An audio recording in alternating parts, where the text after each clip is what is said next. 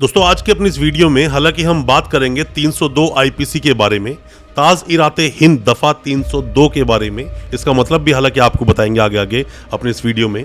साथ ही बात करेंगे 307 की भी, और हम ये भी इसमें बात करेंगे कि कब 299 के तहत मर्डर बनता है, कब 300 के तहत मर्डर बनता है और कब आईपीसी का सेक्शन 301 लगता है तब मर्डर बनता है। तो इस सब में डिफरेंस है। आपको ये भी बताएंगे कि कब कब मर्डर केसेस में बेल आपको मिल जाती है, मतलब किस तरह के वो मर्डर होते हैं, और साथ में ही मर्डर जो कंसीडर किया जाता है वो कैसे किया जाता है। क्या मर्डर केसेस में सिर्फ और सिर्फ सजाए मौत ही मिलती है, या फिर क्या आपको 10 साल 7 साल या 20 साल की सजा भी मिल सकती है, या फिर आप पर फाइन लगाया जा सकता है।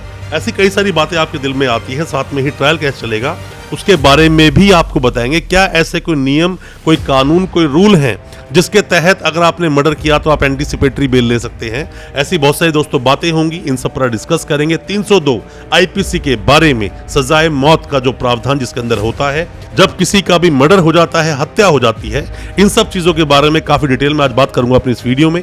ज्यादा कुछ जानने के लिए दोस्तों बने रहिए हमारे इस वीडियो के साथ। नमस्कार दोस्तों, फिर एक बार स्वागत करता हूं आप सभी का अपने इस यूट्यूब चैनल पर, और मेरा नाम है वीरेंद्र वर्मा। जैसा कि आप सभी जानते हैं, हम चीटिंग एंड फॉर्जरी जैसे संगीन केसेस पर डिस्कस करते हैं अपने इस चैनल पर, और आपको बताते हैं आपके कानूनी अधिकार। अगर आपका भी नाम आया है किसी भी तरह के चीटिंग या फॉर्जरी जैसे संगीन केसेस में, तो हो सकता है कि ये वीडियो आपके बहुत काम का हो, इसलिए वीडियो को अंत तक पूरा देखें। दोस्तों 302 का जो अपराध है, जो आईपीसी अगर आप देखते हैं, इंडियन पीनल कोड 1860 का जो ये एक्ट है, अगर आप इसको देखेंगे तो 302 में लिखा है पनिशमेंट फॉर मर्डर। सिर्फ इतनी बात लिखी हुई है, पनिशमेंट फॉर मर्डर। और साथ में ही अगर आप इसमें देखेंगे कि सजा कितनी है, तो यहाँ लिखा हुआ है कि whoever commits murder shall be punished with death, मतलब उसको सजाए मौत ही दी जाएगी। और साथ में लिखा है imprisonment for life, और साथ में मतलब कि उम्र कैद का भी प्रावधान है, या फिर उस पर फाइन भी लगाया जाएगा। इन दोनों जो सजाएं हैं इनके साथ साथ भी, जैसा मैंने पहले भी आपको कई बार बताया है दोस्तों, किसी भी सभ्यता में, किसी भी समाज में किसी को फांसी देना या किसी को मार देना, सजाए मौत देना, इसको ठीक नहीं माना जाता। इसकी आलोचना की जाती है। ह्यूमन राइट्स भी इसका विरोध करता है, लोग भी विरोध करते हैं, जितने भी एक्टिविस्ट हैं इसको चाहते नहीं कि किसी को भी मारा जाए। पर उसका क्या कि जो लोग जेल के अंदर बंद हैं और बंद होने के बावजूद भी वो किसी की हत्या कारित कर देते हैं, ऐसा बहुत बार होता है। कई लोग जो लाइफ इम्प्रिजनमेंट काट रहे हैं जेल के अंदर, उसके बावजूद भी देखा जाए तो जेल में ही वो दूसरी हत्या भी कर देते हैं। वो मामला क्या होता है? ऐसे मामलों में इन लोगों को सजा जो दी जाती है वो किस सेक्शन के तहत दी जाती है? आईपीसी का सेक्शन अगर आप 303 पढ़ते हैं, punishment for murder bye life convict. किसी को लाइफ कन्विक्ट मिला हुआ है, लाइफ कन्विक्शन किसी को मिला हुआ है, उम्र कैद। और ऐसे में अब अगर वो किसी का मर्डर अंदर कर देता है तो ऐसे इंसान को जो सजा दी जाएगी वो shall be punished with death only. उसको सिर्फ सजाए मौत ही मिलेगी। यहाँ पर दोबारा से उसको नहीं दी जा सकती वही सजा कि आप फिर से उसको उम्र कैद दे दें। अगर आप पढ़ते हैं 302 को सही से, आईपीसी सेक्शन को, इंडियन पीनल कोड का जो सेक्शन बना हुआ है, उसमें कुछ बातें और भी लिखी हैं, जैसे कि कॉग्निजेबल है, मतलब कि गैर जमानती अपराध, नॉन बेलेबल जो अपराध होता है जिसमें डायरेक्ट रूप से पुलिस आपको अरेस्ट कर लेती है। ट्रायबल बाय सेशन जज, मतलब सेशन कोर्ट जो होते हैं उसमें इसका ट्रायल चलता है। पनिशमेंट डेथ की बात बताई, इम्प्रिजनमेंट का भी प्रावधान है। साथ में ही नॉन कंपाउंडेबल, ऐसा नहीं कि आप जाए कंपाउंड कर लोगे कि हम दोनों फैमिलीज रेडी हैं, किसी का मर्डर हो गया था अब हमें छोड़ दिया जाए, ये सब चीजें बिल्कुल भी नहीं चलेगी मर्डर केस के अंदर। दोस्तों हम बात करते हैं बेल की, कि इसमें 302 में बेल के क्या प्रावधान है, बेल आप कैसे लेंगे। दोस्तों होता क्या है कि सबसे आसान 302 में बेल होती है इंटरिम बेल लेना। इंटरिम बेल क्या है? इंटरिम बेल की आपके घर परिवार में, मान लीजिए कोई भी इंसान जो एक्यूज है, जेल में बंद है, 2 3 4 साल हो गए उसको जेल में बंद है, या फिर 6 महीने से ही अभी वो जेल में बंद है मान लीजिए। अब वो इंसान जो बंद है उसकी वाइफ की डिलीवरी है, मतलब उसकी वाइफ प्रेग्नेंट है, अभी उसकी डिलीवरी होने वाली है, तो उसको इंटरिम बेल मिल जाएगी। 1 महीना, 2 महीना, 3 महीना, डिपेंड करता है वो क्या कंडीशन है उसके अनुसार। हालांकि वो इंटरिम बेल बाद में बढ़ाई भी जा सकती है, या उस व्यक्ति के घर में किसी की डेथ हो गई या फिर सीरियसली किसी का ऑपरेशन होता है, ऐसे मामलों में इंटरिम बेल लेना आसान होता है। 302 जैसे मामलों में जिसमें किसी की हत्या कर दी गई है, क्योंकि ऐसे मामलों की जो सुनवाई होती है थोड़ी डिले होती है, थोड़ा धीरे धीरे केस चलता है। ज़्यादा ही आप बेल लगाओगे, डिले हो रहा है, तो हाई कोर्ट ऑर्डर कर देता है कि जल्द से जल्द इस केस का निपटारा करो, वो भी आपके अगेंस्ट जा सकता है। तो इंटरिम बेल लेना थोड़ा आसान हो सकता है। अब बहुत सारे लोग मुझसे ये पूछते हैं सवाल कि सर अभी मर्डर केस में 302 में किसी मेरे भाई को जानकर के सगे संबंधी को पुलिस ने पकड़ लिया है, मतलब जेल भेज दिया उसको, तो सर उसको क्या एंटीसिपेटरी बेल मिल जाएगी? दोस्तों 302 जैसे मामलों में डिपेंड करता है आपने ग्राउंड क्या लिया। अब कहीं पर मर्डर हुआ और आप वहां तो अवेलेबल ही नहीं थे, या मान लीजिए आप तो गांव में थे या दूसरे शहर में थे, कहीं पर भी थे, तो उसका आपको सबूत देना पड़ेगा, उसका आपको प्रूफ देना पड़ेगा। ऐसा नहीं कि आपने सुपारी किसी की दे दी और आप दूसरे स्टेट चले गए, आपने मारा नहीं, पर मारने काम तो आपने ही किया,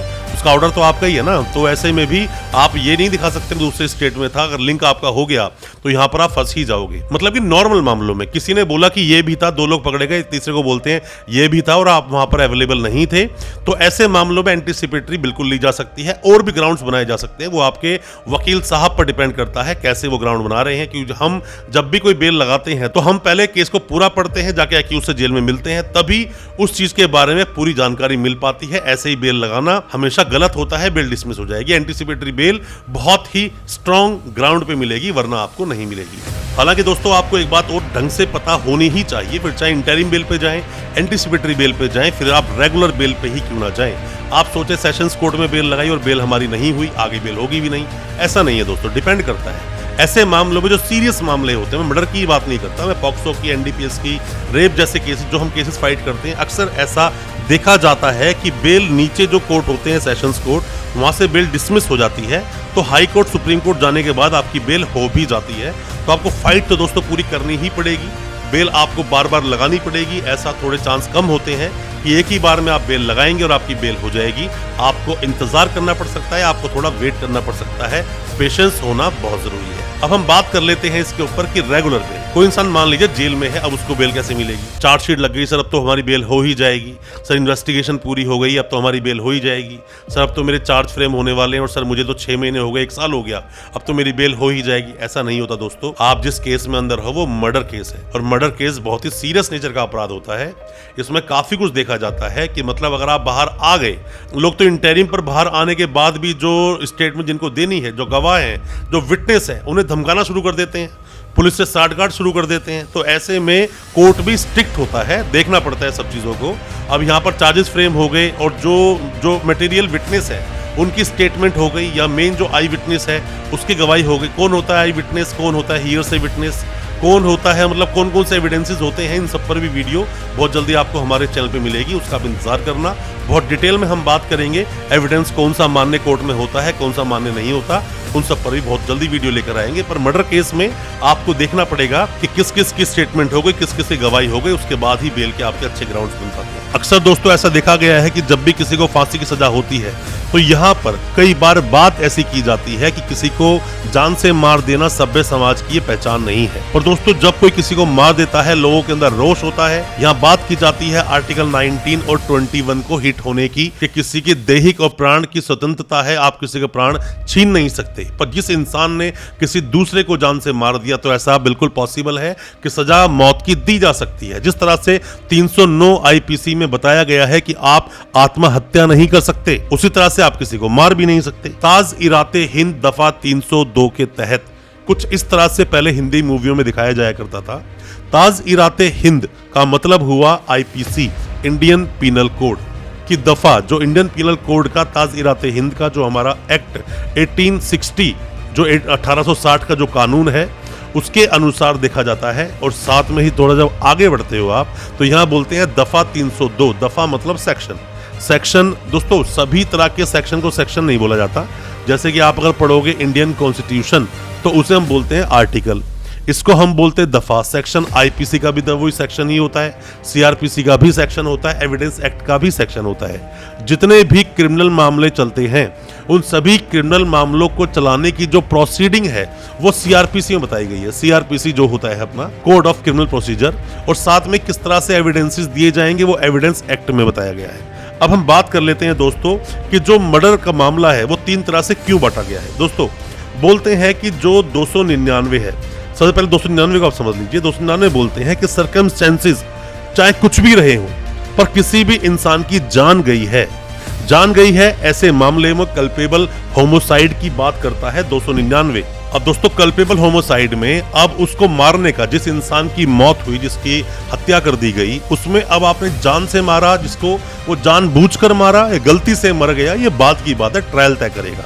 बट फिलहाल कोई इंसान मरा है, वही कल्पेबल होमोसाइड में काफी डिटेल में बताया गया है। जब भी मैं वीडियो लेकर आऊंगा कल्पेबल होमोसाइड को तो डिटेल में बताऊंगा आपको। 300 पर और 301 पर भी डिटेल वीडियो हम लोग बनाएंगे, बट अभी मैं आपको शॉर्ट में बता रहा हूँ। 300 का मतलब आईपीसी का मतलब यह है अपराध हुआ है, किसी का मर्डर हुआ है और इरादा उसमें था किसी को मारने का। यह 300। जब भी आप देखो किसी का मर्डर होता है 302 के तहत जब कोई केस दर्ज होता है तो वहां 300 को रेफरेंस माना जाता है कि 300 के बाद ही 302 को बनाया जाता है। 301 बोलता है गैर इरादतन हत्या, किसी को इरादा नहीं था मारने का उस व्यक्ति को, पर वो मर गया। गैर इरादतन हत्या के मामले में अगर देखा जाए तो यहां पर भी 302 के तहत जब मुकदमा दर्ज होता है तो उसके अंदर भी सजा का जो प्रावधान है वो सेम है। दोस्तों ये जो सजा है या फिर मैं बोलूं 302 का जो मामला है किसी को मारने का, कोई इंसान मर जाता है, ये कोई नया नहीं है। अगर आप मामले चीटिंग फॉर्जरी जैसे देखो, जो आईटी एक्ट बन गया 420 में, जो ऑनलाइन फ्रॉड होते हैं, ये बेशक अभी के कानून है, ज्यादा बड़े कानून नहीं है। पॉक्सो एक्ट भी अब जाके आया, पर ये जो मर्डर है, जो लोगों को मारा जाता है, ये अभी की बात नहीं है, कितने हजारों सालों से ही ऐसा चलता आ रहा है और ये चीजें होती हैं। इस पर कानून और स्ट्रिक्ट किए गए आगे आगे जाकर कि अब तो ऐसा होता है कि किसी को आप थप्पड़ भी मार दो तो उस पर भी केस दर्ज हो जाता है। उस पर हालांकि हमने वीडियो अलग से बनाया हुआ है, आप उस वीडियो को देख जरूर लेना। कोई भी किसी तरह का सवाल आपके दिल में दोस्तों मर्डर केस को लेकर सवाल अपने पूछें, कमेंट बॉक्स में जाके हमें सजेस्ट करें, या फिर कुछ जानना चाहते हैं अपने केस को लेकर हमें व्हाट्सएप करें, हम आपको रिप्लाई करेंगे। हो सकता है आपको आपके केस से हम आसानी से निकाल पाए। बहुत बहुत शुक्रिया दोस्तों, धन्यवाद हमारी इस वीडियो के साथ बने रहने के लिए।